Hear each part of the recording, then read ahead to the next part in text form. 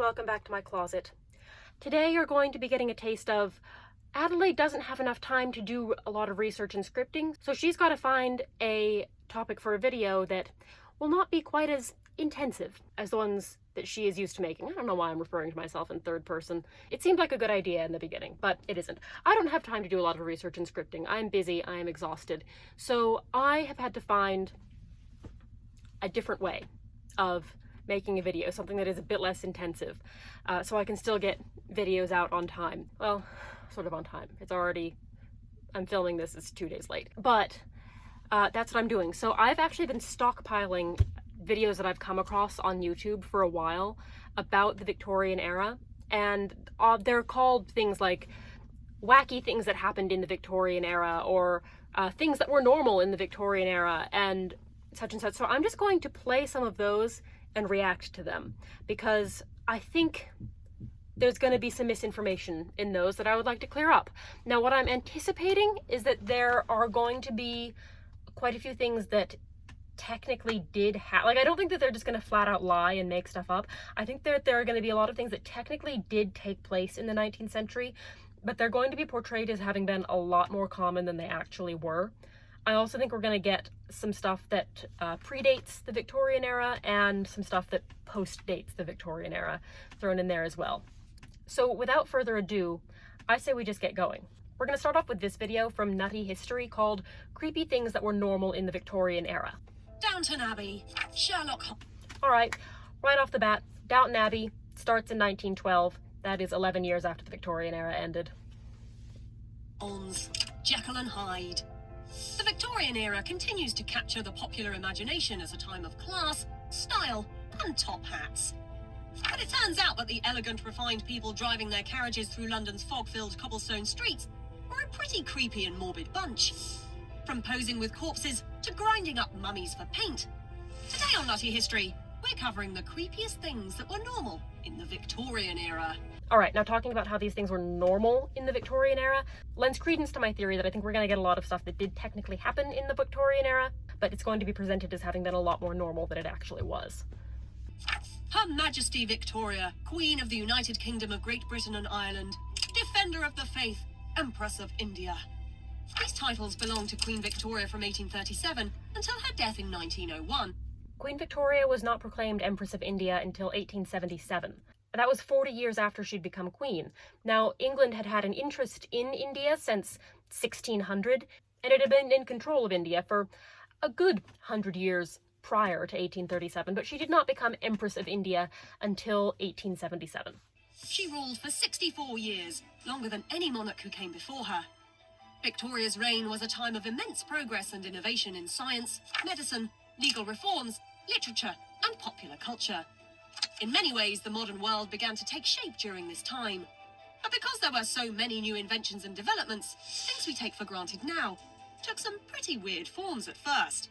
For example, one of the exciting new developments of the Victorian era was the newfangled science of photography. As photography became more common, people would very naturally take pictures of all the corpses they could find. Okay. Are they trying to tell us that this photo has not been altered in some way? Because they had the ability to do what we today would call Photoshop in the 19th century, and this was not uncommon, and I personally don't find this kind of thing creepy. I mean, look at the way that they're smiling. They clearly think it's hilarious, and I kind of agree, that's a funny picture. This man is not actually posing with his dead wife's head in his hands. His wife was very much alive when this photograph was taken, and her head was in post removed from her body and placed into his lap, and then the space behind where her head would have been was colored in. They had the ability to do this. It's very common. Victorian corpse photography was a thing. Though it seems gruesome now, they'd prop the corpses up on stands and pose them like they were still alive, sometimes even painting eyes on their eyelids for... Okay, I have made not one, but 2 videos about this, and I'm going to link them in the cards up there. Wait a minute. In the cards up there, and also down below. The very short version is they could not prop them up to make them look alive. They could not dress them up to make them look alive. They could not make them look alive. You cannot make a dead body look completely alive. It is not possible, especially not with those little dinky stands that they had. The dinky little stands were made to keep people still in the mid-19th century during the long exposure times for photographs. That is all. They were not meant to completely hold somebody up. I'm not going to get any more deeply into that in this video because I've made 2 videos already about this topic. If you are interested, they will be there and there.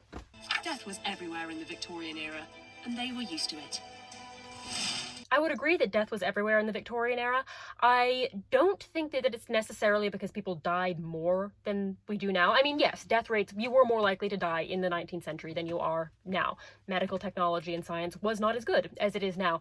But we are also living in a time when we are very paranoid of death, and there's almost this taboo around death these days where if you talk about it, then it's going to happen to you, and we've got to completely expunge it and scrub it from all of our waking lives. And the Victorians didn't have that. They embraced death, which I actually think is a much more healthy way of dealing with death. Now, I'm not saying that everybody needs to go out and start taking pictures of their dead loved ones, but having death be present and thinking about it is actually not depressing. It's a good way of coming to terms with that inevitability that awaits us all, the great equalizer. Speaking of dead things, wouldn't they make for a great holiday card? While season's greetings in the mail today often feature family photos, Christmas trees, or snowy winter landscapes, festive cards from the Victorian era I sent that same card out in 2021. Clowns, boiled children, murderous frogs, the devil, horror movie snowmen, and humans with vegetable bodies. According to English legend, the devil would actually team up with Santa Claus, kidnapping the naughty kids and beating them with a stick. This is Krampus. There have been several horror movies about him, I believe. Even Santa was a pretty big creep in the Victorian era. Aside from hiring Satan himself, he's depicted as a peeping Tom who spies on kids through their windows and even stuffs them in his toy bag. He's still kind of creepy. Children is definitely he sees you when you're sleeping. He knows when you're awake. That's unsettling. I believe Emily Dickinson, it might not have been Emily Dickinson, but I believe it was Emily Dickinson who said that Father did not approve of Santa Claus or any such prowling gentleman. Of course, maybe death would have been less of a theme of the Victorian era if these guys would stop eating arsenic. Folks in the Victorian era put here we go. Everything. Oh, Medications no. for reduced libido, wallpaper, toys, fabrics, even beauty products.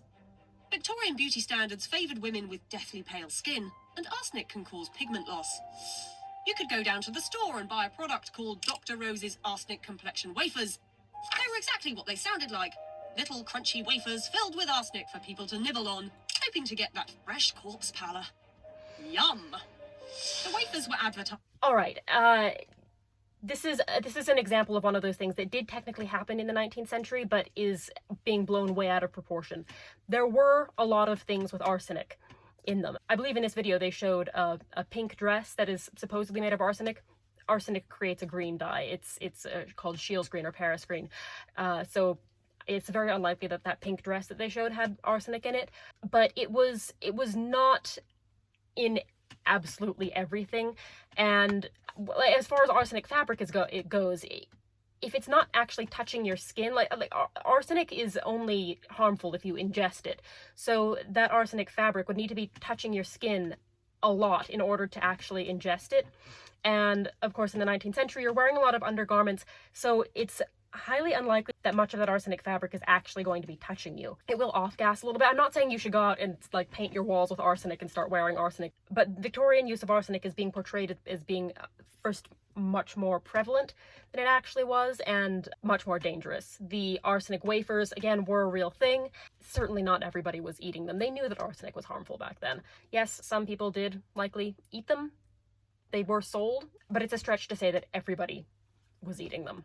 Also, it's worth pointing out that arsenic was not being used for all of the 19th century. They'd really stopped using arsenic in most things by the 1870s, 1880s, because they were, the harmful effects of having arsenic wallpaper were coming out, and people were realizing that it was dangerous.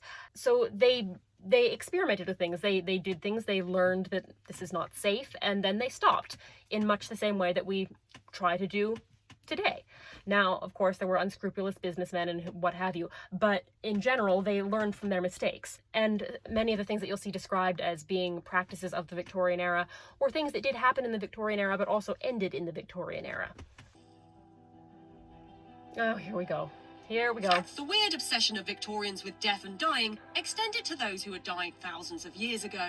There was a huge fad for the style and culture of ancient Egypt, another time period known for its intense death rituals. Victorians loved appropriating Egyptian artifacts, copying Egyptian architecture, and painting with Egyptian mummies. Yep.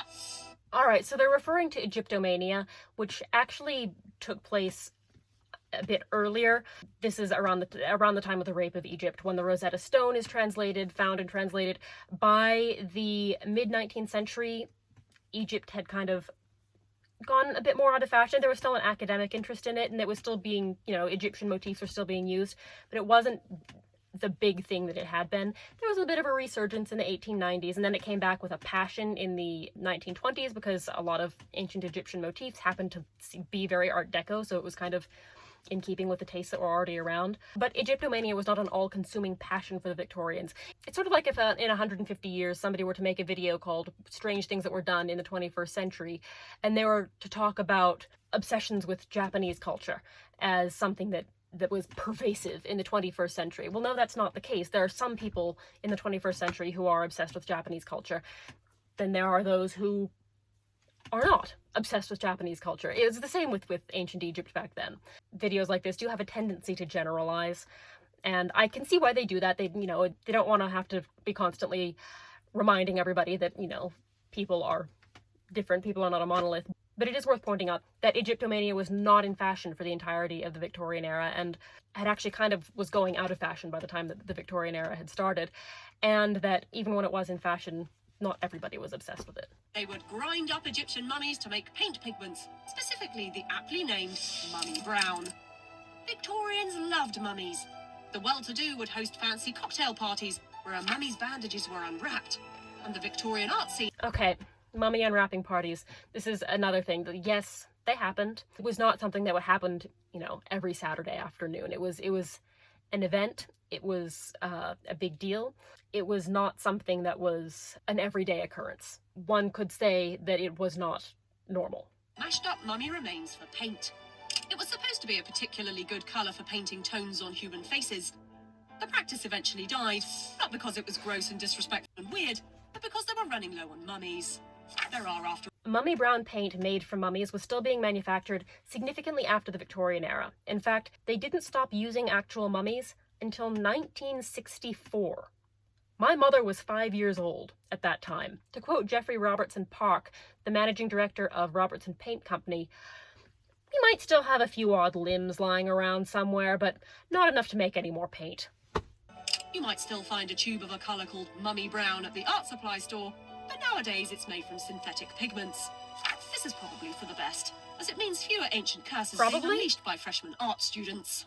Far be it from me to bring wokeness into this, but that seemed kind of disrespectful, the ancient curse thing. I mean, it's for the best because we're not desecrating human remains anymore. The Victorian era was a strange time, full of innovation, but still very repressed, scientifically advancing, but still surrounded by preventable death and disease.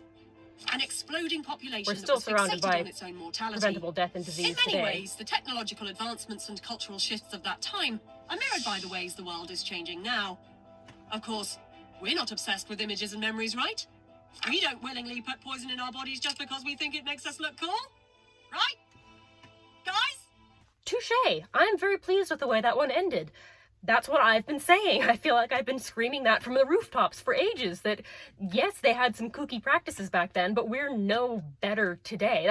That's my whole purpose. It's not to say that the Victorians were completely and perfectly rational and that they didn't do any weird stuff. They did tons of weird stuff. They were weird people, but we're just as weird today. So I'm very glad that this video finished off in that way, pointing out that we don't really have a leg to stand on to judge them. I really hope that you've enjoyed this video. If you did, please like, subscribe, and ring the bell notification to receive updates about when I upload new videos. I upload approximately every other week, and please leave a comment down below if you have anything that you want to share. You should also follow me on Instagram. I'm going to leave a link there in the description below, as well as my email in case you want to contact me. A huge thank you to the people who support this channel on Patreon. Mary Royal, Kit Kat Stitch, Sandra White, Emily Donnelly, V. Birchwood, Kiara Craft, Amanda Martin, Heather C., Neves Kabara, Mary Mead, and Chelsea Ross. If you'd also like to support this channel on Patreon, I'll leave a link in the description below, but no hard feelings if you can't. I hope to see you around next time. Bye-bye.